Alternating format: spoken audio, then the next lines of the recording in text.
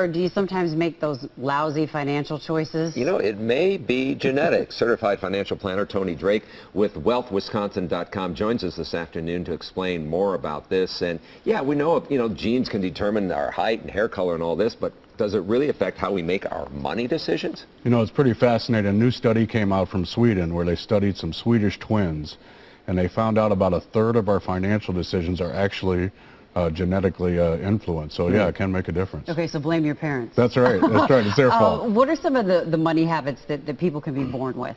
You know, there's a couple that were really interesting. One of them is what we call the urge gene, which basically says only about 25% of us have the gene that prevents us from the urge to overspend, which is important to think about. About 60% of us spend more than we take in, and that's a real problem. It leads to credit card debt and can be an issue. Yeah, that's interesting. My parents raised 3 kids. I'm in the middle.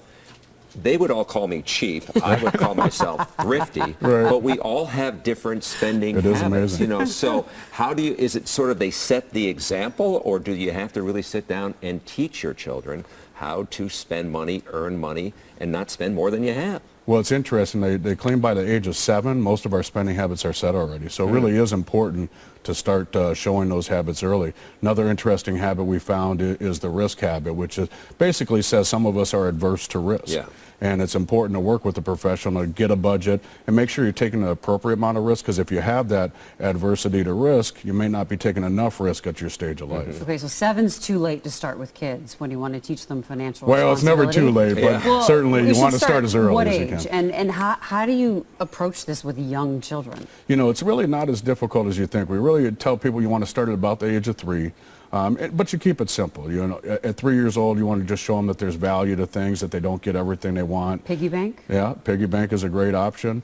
You can certainly teach them about savings, that labor comes with rewards, and that you don't always get what you want. Yeah, I'm really disappointed my parents didn't teach me how to pick a stock and see it go up 10 times what I paid for it. That's right. They also didn't teach you how to turn up the heat in your house. That's a different thing. Sorry. Frugal, man, frugal. But the parents can really sort of set the example here. And I think an important part, too, is sort of that work ethic. Like, That's right. don't spend what you don't have, right? Absolutely, absolutely. Some of it's allowance, and it doesn't have to be big money, but, setting an allowance, a quarter for helping mom or dad with chores around the house. There's certainly things like trips to the grocery store. I have 3 young kids myself, and that can be challenging taking them all, but if you can teach them, one box of cookies is $4, the other is $2, I can get twice the value. It's a great lesson.